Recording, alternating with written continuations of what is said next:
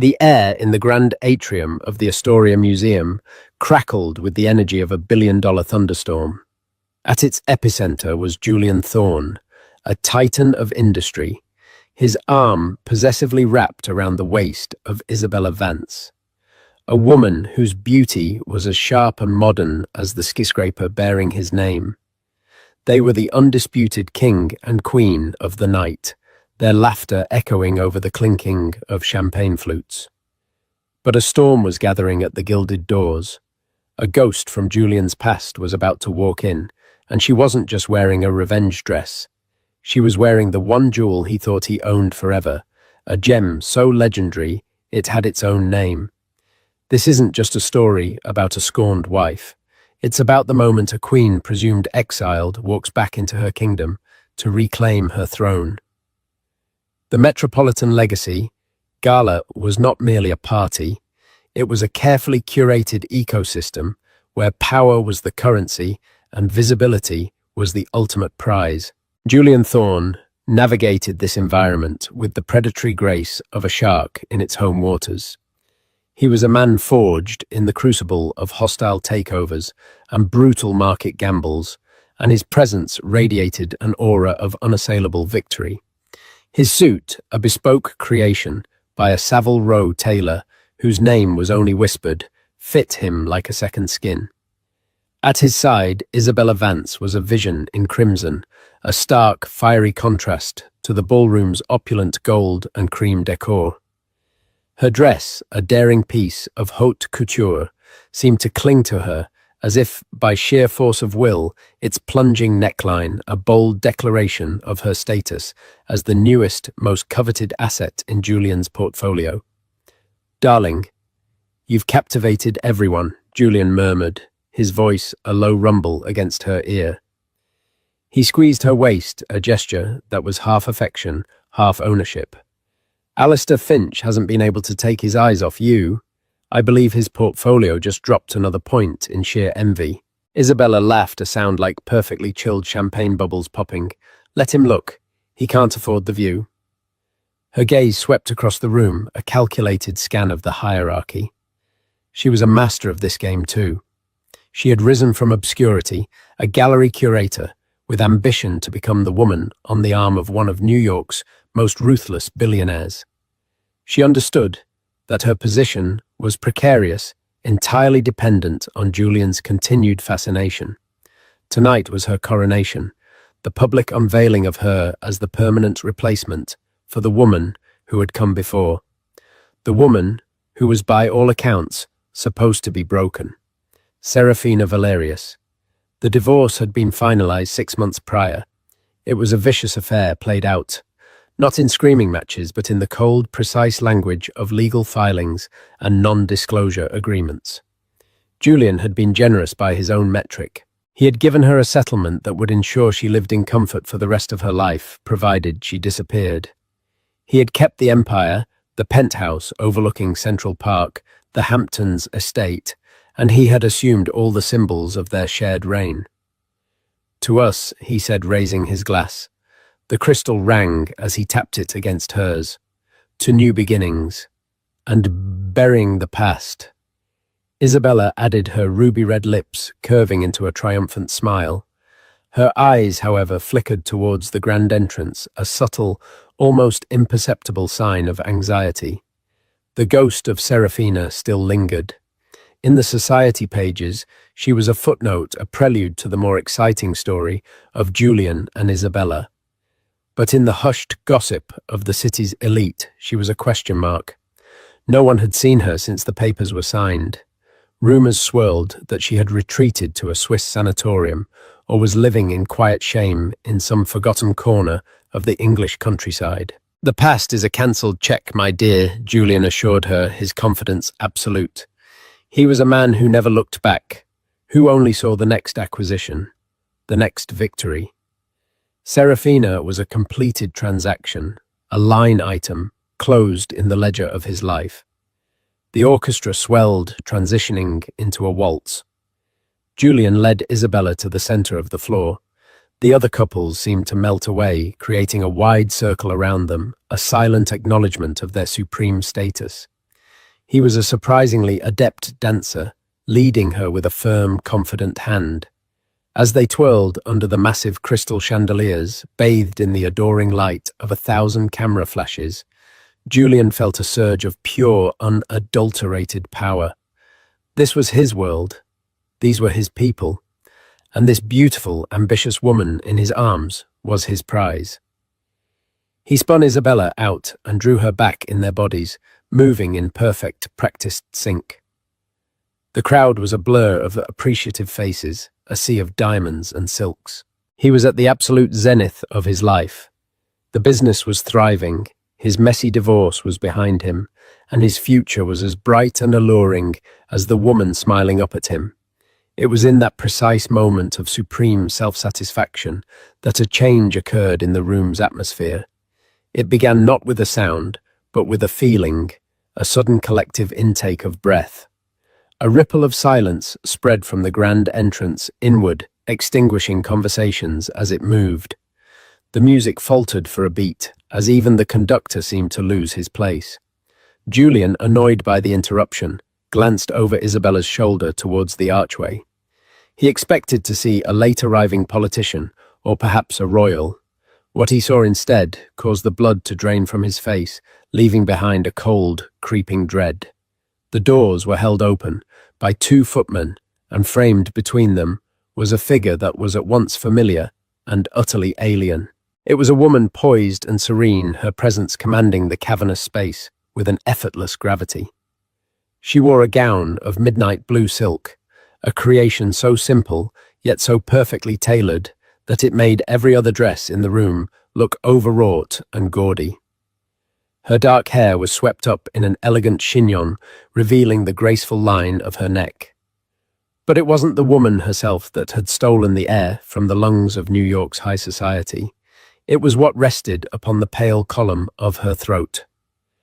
A cascade of brilliant, ice-white diamonds centered around a sapphire so large and so deeply blue, it seemed to hold the light of a dying star.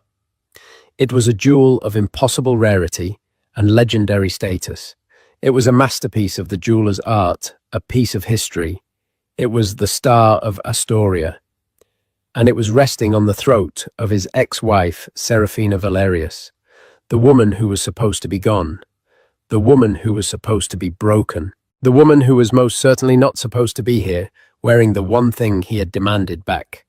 The one thing his lawyers had told him was irrevocably hers.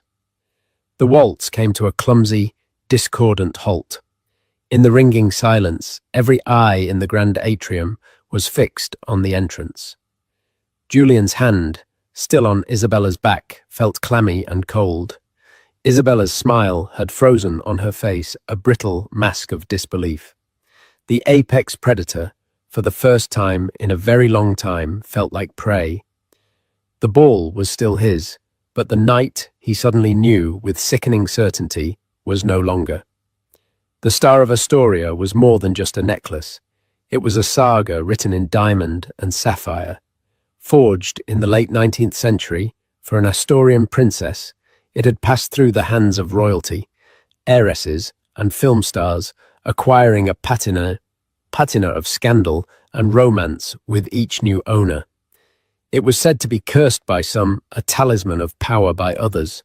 When Julian Thorne acquired it at a tense record-breaking auction at Sotheby's in Geneva, it was the ultimate corporate raid on history itself. He hadn't bought it for its beauty, but for its symbolism. It was a declaration that he, a man from new money, could own a piece of the old world, and he had given it to Serafina. It was on their 10th anniversary in the garden of their villa overlooking Lake Como. He remembered the look on her face when he'd opened the velvet box. She hadn't gasped or cried like other women might have. Instead, she had looked at it with a quiet, analytical reverence, the same way she looked at a company's balance sheet or a complex legal contract. "It's magnificent, Julian," she had said, her voice soft but steady. "But its real value is its story. And now its story is our story," he had replied, fastening the heavy, cold diamonds around her neck. "It belongs on a queen."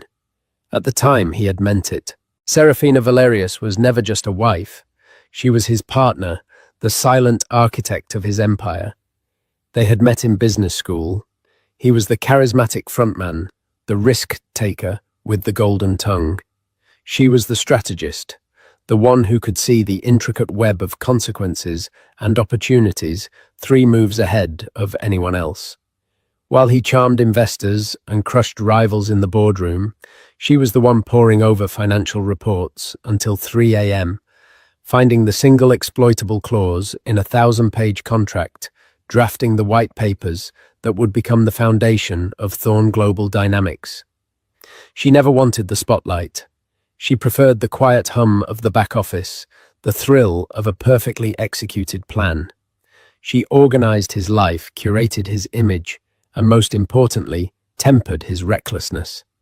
She was the steel framework inside the glittering skyscraper he presented to the world. For 15 years, they were an unstoppable force, a perfect symbiosis of ambition and intellect. The necklace was a symbol of that partnership. When she wore it to board meetings or state dinners, it wasn't just jewelry. It was a message she was the other half of the throne, the keeper of the Thorn legacy. The first cracks in their foundation appeared subtly.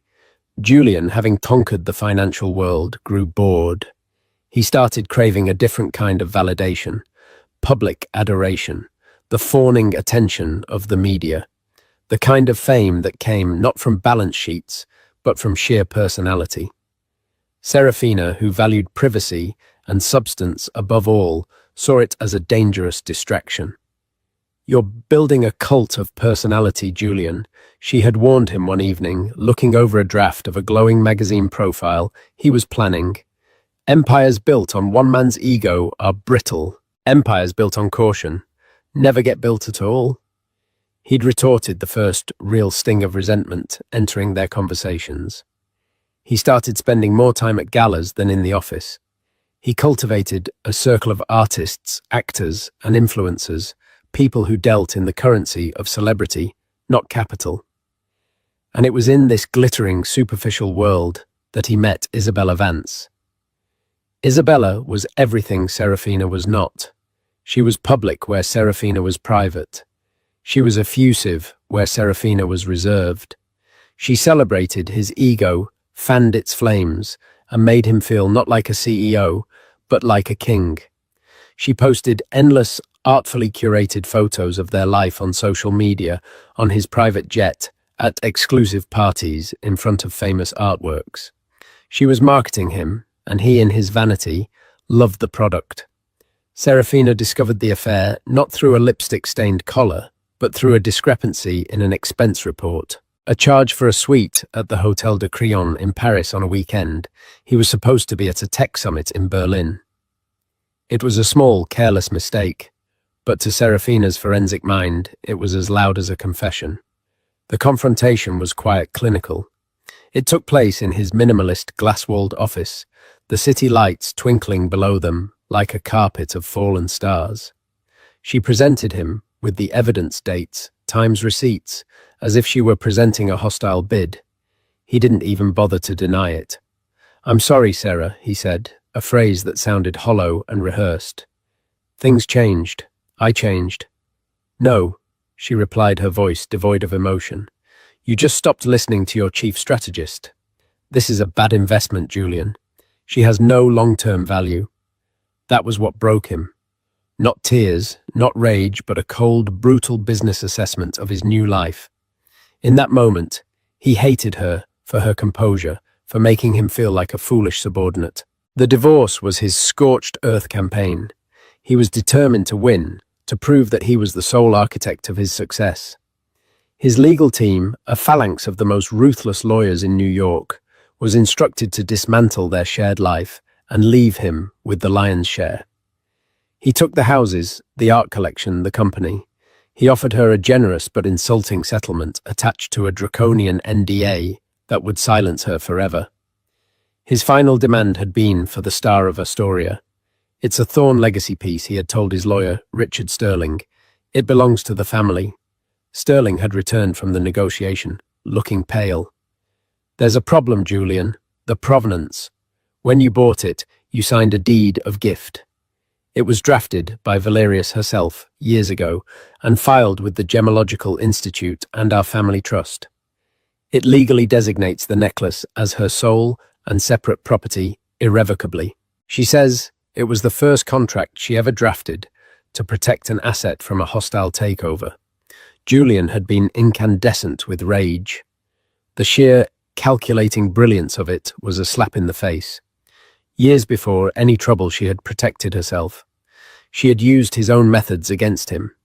In his haste to finalize the divorce and install Isabella in the penthouse, he had conceded the point, certain that Serafina would never have the audacity to wear it in public. He imagined she would sell it a final quiet surrender. He had profoundly, catastrophically underestimated her. Now standing frozen on the dance floor, Julian saw the truth. Her entrance wasn't a pathetic attempt to reclaim him. It was a strategic move planned with the same meticulous precision she used to gut a rival corporation. The midnight blue dress wasn't just a dress. It was a backdrop chosen to perfectly accentuate the impossible blue of the sapphire. Her serene expression wasn't a sign of weakness. It was the calm face of a general watching her battle plan unfold perfectly. He had thought he had buried the past, but the past had just walked into the room, wearing its crown, and Julian realized with a chilling certainty that the echo of his queen was far more powerful than the reality of his new consort. The story of the Star of Astoria had a new chapter, and it was about to be written in the ruins of his perfect night. The silence in the grand atrium was a physical entity, a thick, heavy blanket that smothered the orchestra's last note and the idle chatter of 1,000 guests. For a full 10 seconds, the only sound was the faint rhythmic click of a photographer's camera from the press pit, a shutter opening and closing like a mechanical heartbeat. Serafina Valerius did not walk into the room. She took possession of it. She moved with an unhurried, deliberate grace that drew every eye. Her steps were silent on the marble floor. She was not looking for anyone in particular, her gaze sweeping over the sea of stunned faces with a look of detached, almost regal amusement. She seemed to be absorbing the collective shock feeding on it, transforming it into a palpable aura of power. Her transformation was breathtaking. The Serafina that high society remembered was a creature of the shadows, elegant, intelligent, but always standing just behind Julian, her presence a quiet complement to his bombast. The woman standing in the doorway was a different being entirely. The divorce had not broken her. It had fired her in a crucible, burning away the extraneous, leaving behind something hard, brilliant, and unyielding. The dress, an Oscar de la Renta creation, was a masterstroke of understated warfare. In a room filled with sequins, feathers, and vibrant colors, all screaming for attention. Its deep, starless sky blue was a void of pure elegance that made everything else look cheap. It was cut to suggest strength, not fragility, with a structured bodice and a clean, powerful silhouette. And then there was the necklace. The Star of Astoria was not merely being worn, it was being wielded. On Isabella, it would have looked like a trophy. On Serafina, it looked like an ancestral crown she had been born to wear. The colossal sapphire at its center seemed to pulse with a cold blue fire, each of the surrounding diamonds a shard of captured starlight. It rested against her skin, not as a gift from a man, but as a part of her, as natural and irrefutable as her own bones. It was a declaration more potent than any legal document or press release. This is mine. I am not what you remember, and I am not afraid. From the center of the dance floor, Julian watched, paralyzed. His mind, usually a whirlwind of calculations and strategies, was a void of white noise. He could feel Isabella's hand gripping his arm, her nails digging into the fine wool of his jacket. "What is she doing here?" Isabella hissed, her voice a venomous whisper. The mask of poised beauty was cracking, revealing the raw panic beneath. "And she's wearing my necklace." The possessive pronoun hung in the air between them, a testament to her profound misunderstanding of the situation. Julian flinched. He had, in a moment of foolish bravado, after the divorce, promised Isabella the necklace. He had told her it was a mere legal formality, that he would get it back. Now that lie was laid bare in front of the entire world. Serafina's eyes finally found his. There was no flicker of old affection, no hint of pain or regret. Her gaze was cool, level, and utterly unreadable. It was the look she gave to a business rival she was about to bankrupt, impersonal, assessing, and final. She held his gaze for a moment, then offered the slightest, most subtle of nods, an almost imperceptible acknowledgement that was somehow more dismissive than a direct snub. Then she broke eye contact and turned her attention to Alistair Finch, Julian's oldest and most bitter rival, who was standing near the entrance, his jaw practically on the floor. A slow, genuine smile spread across Serafina's face as she moved towards him, extending a hand. The spell was broken. The room erupted. It wasn't a loud noise, but a tidal wave of whispers, a sibilant hiss that swept through the atrium. Phones were subtly raised. Guests turned to their neighbors, their faces a mixture of glee, shock, and awe. The narrative of the evening had been violently rewritten. The carefully constructed coronation of Isabella Vance had just been upstaged by the resurrection of the true queen. The photographers, sensing the shift, abandoned their polite distance. The press pit surged forward, a frenzy of flashing lights, now aimed not at the dance floor, but at the woman in blue. The rhythmic clicking became a deafening clatter. "Julian, do something." Isabella pleaded, her voice tight with desperation. She was watching her moment, her entire future being stolen in real time. But what could he do? To approach Serafina would be to admit defeat, to acknowledge her power over the room. To ignore her would be impossible. He was trapped in the spotlight, a king suddenly revealed to be naked. He let go of Isabella and took a half step forward, his instincts screaming at him to regain control, but his feet felt rooted to the floor. Serafina, meanwhile, was effortlessly charming Alistair Finch. Her laughter, a sound Julian hadn't heard in years, was clear and unaffected. Finch, a man known for his perpetual scowl, was beaming, hanging on her every word. She was not making a scene. She was holding court. Other powerful figures began to gravitate towards her, bankers, tech moguls, senators, forming a new center of gravity in the room. They weren't just greeting an ex-wife. They were approaching a wielder of influence. The band, recovering their composure, hesitantly began to play again, but no one was dancing. The party had bifurcated into two distinct camps, the stunned observers, watching the drama unfold, and the power brokers flocking to the new sun that had just risen in their midst. Julian finally understood. She hadn't come here for him. He was incidental. The grand entrance, the dress, the necklace, it was all just stagecraft. This was a power play aimed not at his heart, but at his empire. The weight of the Star of Astoria around her neck was symbolic of a different kind of weight she was about to bring to bear, and as he stood there, abandoned in the middle of the dance floor, with his beautiful, panicked consort, he felt the first tremors of the earthquake she had come to trigger. The crown jewel was just the opening salvo. Julian's paralysis broke, replaced by a surge of cold fury. This was his event, his territory. He would not allow her to hijack it. He strode across the marble floor, his movements stiff and deliberate, a path parting before him, as guests scrambled to get out of his way. The whispers followed him, a trailing wake of speculation.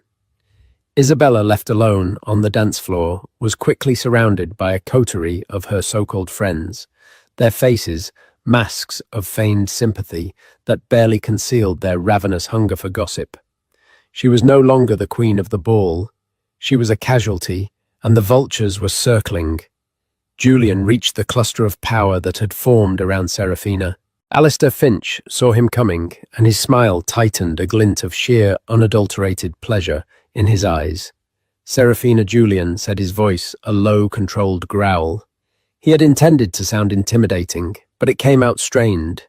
She turned to face him, her expression one of polite, mild surprise, as if he were a junior associate she vaguely remembered. "Julian, I didn't expect to see you here. I thought you'd be busier on the dance floor."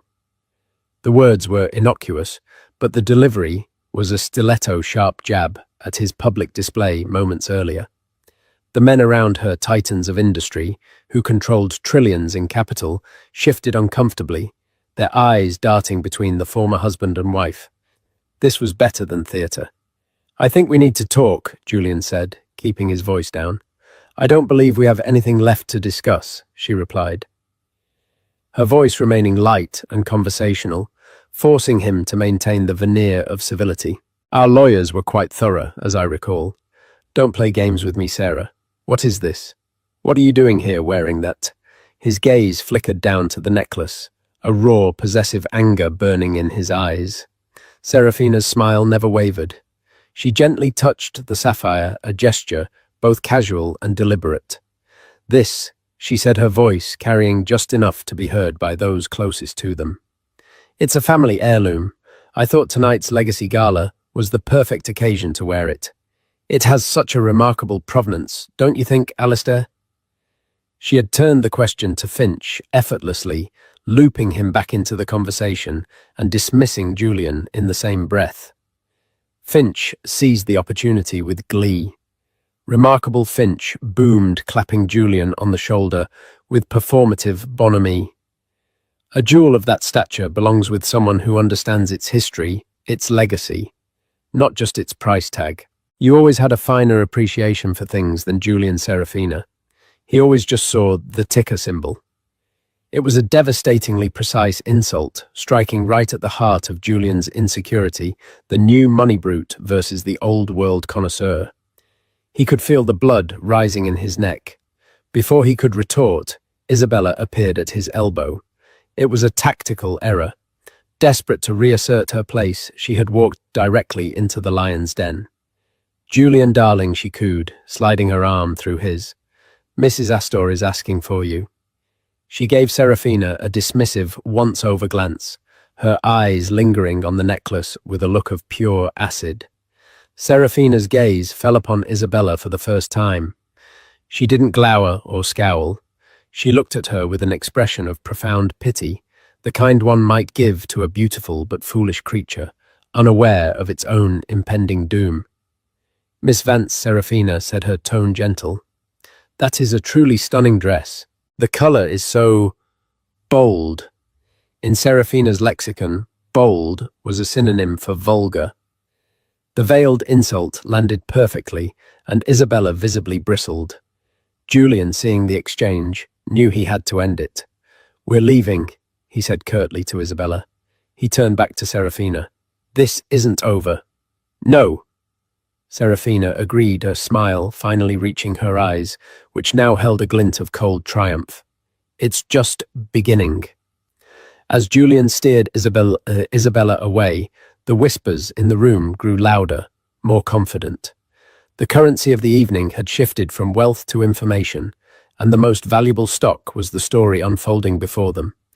Every glance, every coded word between Julian and Serafina was being analyzed, dissected and transmitted via encrypted texts and discreet murmurs across the ballroom. Serafina didn't stay in one place. She moved through the crowd like a monarch surveying her court. She didn't seek people out. They came to her. She had brief, meaningful conversations. With a Japanese tech investor, she discussed the future of quantum computing. With a German industrialist, she spoke of supply chain vulnerabilities. With Senator Carlson, she debated fiscal policy with a nuance that left his aides scrambling to keep up. She was not just socializing, she was demonstrating. She was reminding the world that she had been the brain of the Thorn Empire, that her intellect had not vanished with the signing of divorce papers. Julian, watching from across the room, felt a growing sense of dread. He had always taken credit for their shared success, and in the 6 months since she'd been gone, he'd believed his own PR. Now, seeing her in action, he was reminded of her formidable mind. He saw old allies and investors looking at her, then back at him, their expressions newly speculative. They were recalculating his value, and the equation was no longer in his favor. The final crushing blow of the chapter came not from Serafina, but from Richard Sterling Julian's own lawyer, who had been at the gala. Sterling approached him, his face ashen. "Julian, we have a problem," Sterling said, his voice low and urgent. "I'm aware of the problem," Richard Julian snapped, gesturing with his head towards Serafina. "No, not that. Well, yes, that. But something else. I just got a market alert. The pre-market futures for Thorn. Global dynamics just dipped 3 points. It's unheard of overnight. The Tokyo and London markets are reacting to something. The chatter is unstable leadership, public instability." Julian stared at his lawyer, the pieces clicking into place. This was a coordinated attack. Her appearance wasn't just a social maneuver, it was a market-moving event. The whispers in this room were not just gossip, they were signals being sent to the global financial community. The currency of whispers was being converted in real time into the hard currency of stock value.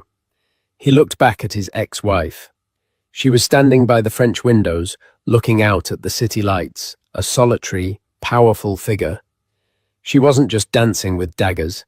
She had unsheathed a sword and was methodically, brilliantly cutting the legs out from under his throne. The evening's carefully managed schedule was now in tatters.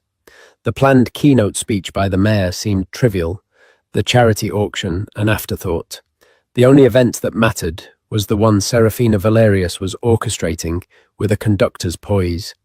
The air was thick with anticipation, the crowd waiting for the next movement in her symphony of revenge.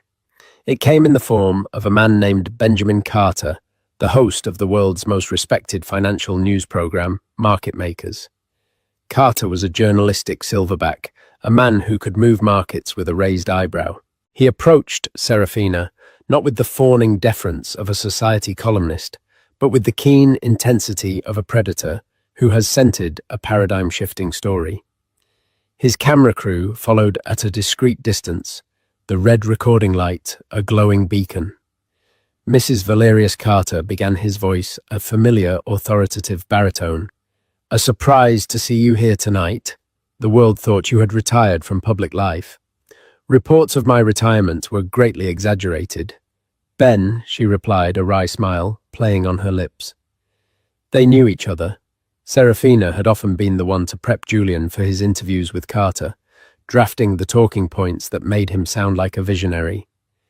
"The star of Astoria is causing quite a stir," Carter observed, gesturing to the necklace. "A bold statement. It's a beautiful piece of history," she said deftly, sidestepping the bait. "But I've always believed that the most valuable things are not those we inherit, but those we build." This was it, the pivot.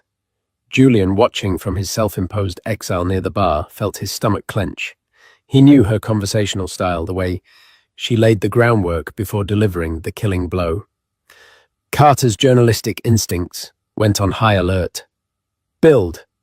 That sounds like you have a new project." "I do," Serafina said, her voice clear and carrying through the now silent room.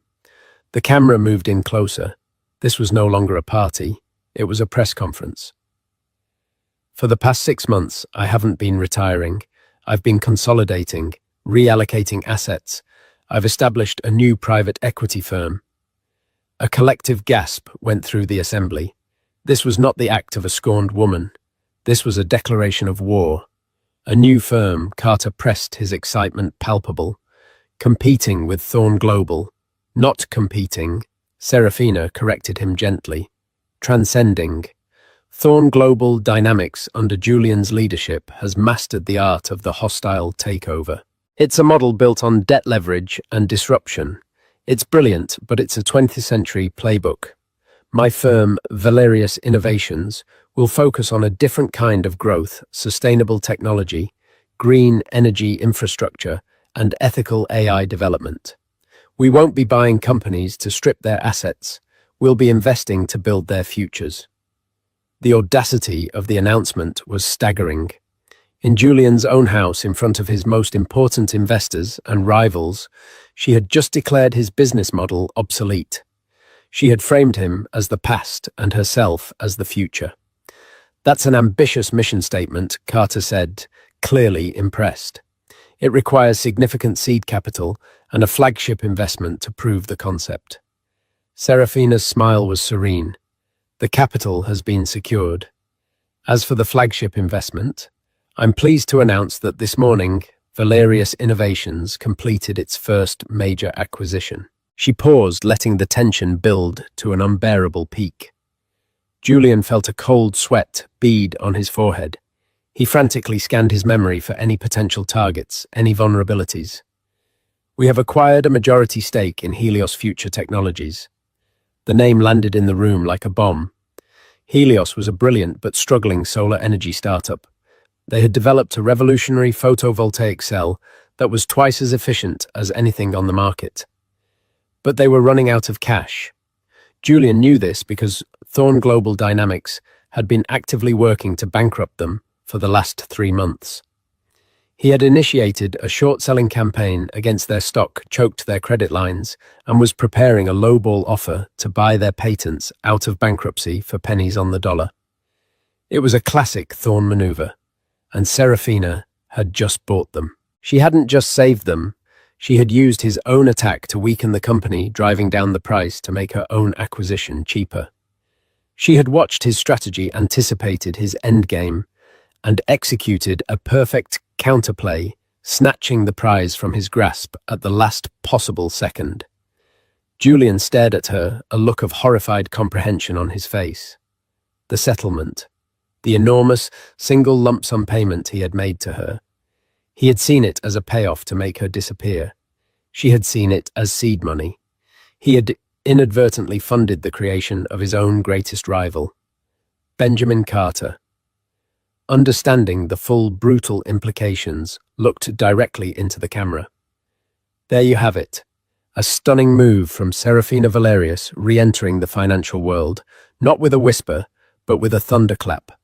Her new firm, Valerius Innovations, has just taken control of Helios Future Technologies, a company many believed was a prime target for acquisition by Thorn Global Dynamics. Global. The Queen, it appears, has made her first move in a new high-stakes game of chess. The interview concluded. The unveiling was complete. The necklace had been the symbol, but this was the substance. Serafina had not come to the gala to reclaim a man. She had come to launch an empire. She had turned the society event of the year into her personal eye-points. The stunned faces of the world's most powerful people were her witness. The star of Astoria on her throat no longer looked like a jewel. It looked like the first conquest of a new dynasty. The rest of the gala was a blur for Julian. The carefully constructed world he inhabited, a world built on the illusion of his singular genius, had been fractured in a single evening. He watched as his own investors, men who had clapped him on the back an hour earlier, now formed an orderly queue to speak with Serafina. Their handshakes were firm, their expressions animated. They were not just congratulating her, they were hedging their bets. They were diversifying their allegiance. He felt a hand on his arm. It was Isabella. Her face was a mask of fury and fear. The crimson dress that had seemed so powerful now looked garish, the color of an alarm bell. "We need to leave." Now she hissed, her voice tight with a desperate need to escape the hundreds of pairs of eyes that were now dissecting them with pity and morbid curiosity. Julian allowed himself to be led away, moving through the crowd like a sleepwalker. He didn't make eye contact with anyone. The short walk from the center of the atrium to the grand exit felt like a mile-long walk of shame. As they passed the alcove where Serafina was holding court, he risked a final glance. She was in deep conversation with the Japanese tech investor Kenji Tanaka, a man Julian had been courting for months. Tanaka was nodding intently, a look of deep respect on his face. Serafina did not even register Julian's departure. To her, he was already irrelevant. The ride back to the penthouse was silent and suffocating.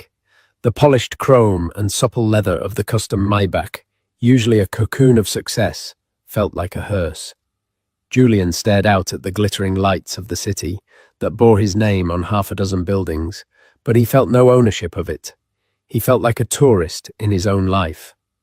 Isabella was vibrating with a silent, frantic energy.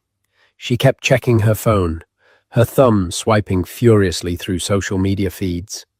The story was already breaking, spreading through the digital world like wildfire. The headlines were brutal. The Thorn Empire strikes back. Serafina Valerius launches, rival firm, Red One. Revenge is a dish served with $1 billion buyout, declared another. Most damningly, a gossip site had a picture of Julian and Isabella on the dance floor, blissfully unaware next to a regal shot of Serafina at the entrance. The caption, "The King and his court jester," moments before the Queen arrived. When the elevator doors opened into the penthouse, the argument that had been simmering finally exploded. "How could you let this happen?" Isabella shrieked, throwing her clutch onto a marble console table. "You told me she was finished. You told me she was a nobody without you. I thought she was—" Julian mumbled, walking to the floor-to-ceiling windows and loosening his bow tie. The view of Central Park, his personal kingdom, offered no comfort. You thought Isabella's voice rose to a hysterical pitch. You built a $100 billion company on foresight, and you couldn't see this coming. She used your money, our money, to build a weapon, to destroy you. It was her money, Julian said quietly, the admission tasting like ash. The settlement was hers. The necklace was hers. She outmaneuvered me, and you just let her, Isabella, pace the vast living room like a caged panther, standing there looking like a fool while she paraded around in my necklace. Julian whipped around his patience, finally snapping. "It is not your necklace. It was never going to be your necklace. Do you understand that it was hers? It was always hers." The raw truth of the statement silenced Isabella for a moment. Her face crumpled. The illusion of their fairy tale, the powerful billionaire sweeping the clever ingenue off her feet and showering her with the world's treasures, had been shattered. She wasn't his queen. She was his consort. A beautiful, expensive, and ultimately replaceable accessory. And the real queen had just demonstrated the difference between the two roles. So what was I? Isabella asked, her voice trembling. A distraction. A placeholder. Julian looked at her, truly looked at her, for the first time in months. He saw past the curated beauty and the ambitious fire. He saw a woman who had attached herself to his power, who had reflected his glory back at him, making it seem brighter. Serafina had never reflected his light. She had been a source of her own. He had traded a star for a mirror, and now the mirror was cracking. "You were what I thought I wanted," he said, the words heavy, with a dawning, sickening self-awareness. He had wanted adoration, not partnership. He had wanted a trophy, not a strategist. He had dismantled the most successful partnership of his life for the sake of his own ego. "This changes everything, doesn't it, Isabella?" whispered more to herself than to him. The security she had felt, the future she had so carefully plotted, was dissolving. Her value was tied directly to his, and his stock was plummeting. The shattering of their facade was complete. There were no more declarations of love or promises of a shared future. In their place was the cold, pragmatic calculus of a business relationship gone sour. He saw her for the opportunist she was, and she saw him for the flawed, arrogant man he had become. The gilded cage of their penthouse had become a tomb filled with the ghosts of his catastrophic misjudgments. His phone buzzed on the table. It was a message from his chief financial officer. It was one sentence: "The board is calling an emergency meeting for 7 a.m. Julian stared at the phone, then back out at the city. The light seemed to mock him. Serafina had not just humiliated him socially or attacked him financially. She had done something far worse.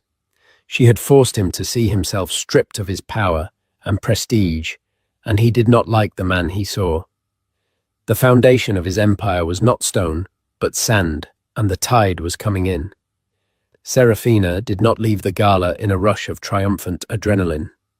She departed an hour after her announcement, having spoken to every person she had intended to speak to. Her exit was as poised and controlled as her entrance. She did not look back at the chaos she had wrought. She simply slipped out through a side exit into the cool night air, where a black, unadorned sedan was waiting for her. Not a limousine, but the vehicle of a woman who valued efficiency over ostentation. As the car pulled away from the curb, she finally allowed herself a moment. She leaned her head back against the leather seat and closed her eyes, not in exhaustion, but in quiet contemplation. She could still feel the phantom weight of every stare, the energy of the room shifting around her. It had not been an act of passion. It had been a corporate action executed on a personal stage. Revenge, she had decided long ago, was an emotional indulgence. Reclamation, however, was a strategic necessity. The car didn't head towards a lavish uptown apartment or a secluded townhouse. It drove towards the financial district, its streets dark and deserted at this late hour. It stopped before a sleek, modern skyscraper made of black glass and steel. A building so new it didn't yet feature on the city's skyline postcards. The lobby was minimalist, illuminated by a single glowing white desk. The logo on the wall behind it was simple, a stylized V. Valerius Innovations. She rode the silent, high-speed elevator to the top floor. The penthouse office was still Spartan, mostly empty, save for a large desk made of reclaimed wood and a wall of windows that offered a panoramic view of the city. The view was different from here. From Julian's penthouse, one looked down on Central Park, a tamed, curated piece of nature. From here, she looked out at the throbbing heart of global commerce, at the towers of Wall Street, at the distant glow of the Statue of Liberty. It was a vista of work, of power, of ambition. She walked to the window, the city lights reflecting in the facets of the Star of Astoria. Gently, she reached behind her neck, unfastened the clasp, and lifted the legendary necklace from her skin. It felt heavy in her hands, a cold metallic weight. For years, it had been a symbol of her bond with Julian, a gift from a king to his queen. Tonight she had transformed it. She had used its history, its fame as a tool to write her own. She laid it carefully on the polished surface of her new desk. It was no longer a collar, however beautiful. It was now a spoil of war, the first of many. She had worn it for the last time. Her new legacy would not be defined by jewels given to her by a man. It would be defined by the companies. She would build the technologies. She would foster the empire she would create on her own terms. Her phone chimed. It was a text from her head of operations. Helios team is on standby. They're ecstatic, ready for the 8 a.m. integration call. Another message came in from Alistair Finch. Dinner next week. My firm would be very interested in exploring a strategic partnership with Valerius Innovations. A third alert, this one from a news app. Thorn. Global Dynamics TGD stock plunges in after hours trading, following shock announcement from founder's ex-wife. She read the messages without a flicker of emotion, processing them as data points. The plan was proceeding on schedule. This had never been solely about Julian. His betrayal was merely the catalyst, the external pressure that had forced a profound internal transformation. She had allowed herself to become the silent partner, the unseen hand. She had mistaken that quiet influence for true power. The divorce had been a brutal, painful lesson. Power that is given can always be taken away. True power must be seized. She had spent 6 months not in mourning, but in meticulous preparation. She had liquidated every asset the divorce had granted her, leveraged her reputation with discreet international banks, and assembled a lean, brilliant team of analysts who were loyal to her, not to the Thorn name. She had studied the market, identified its weaknesses, and found its next pressure point, the inevitable global shift towards sustainability. It was a sector Julian, with his slash-and-burn tactics, fundamentally misunderstood and arrogantly dismissed. His greatest weakness was now her greatest opportunity. Looking out at the sprawling, sleeping city, Serafina felt a sense of calm she hadn't known in years. It was not the giddy thrill of victory, but the serene certainty of a woman standing on solid ground of her own making. The ghost of the quiet, supportive wife was gone, banished forever. In her place stood an empress, surveying the dawn of her new empire. The night had been the announcement. The morning was when the real work would begin. Serafina Valerius's story isn't just about a spectacular act of revenge. It's a masterclass in reclaiming your power, rewriting your narrative, and turning the weapons formed against you into the very tools of your victory. She walked into that gala as a ghost from a billionaire's past and walked out as the future he never saw coming. Her crown jewel wasn't the sapphire on her neck, but the brilliant strategic mind that turned a painful ending into a world-shaking new beginning. What do you think was Serafina's most powerful move? Was it the grand entrance, the necklace, or the perfectly timed business announcement? Let us know your thoughts in the comments below. If you were captivated by this story of strategy, power, and ultimate reclamation, please give this video a thumbs up and share it with someone who loves a story where the Queen saves herself. And don't forget to subscribe and hit that notification bell so you never miss our next deep dive into a tale that feels torn straight from the headlines.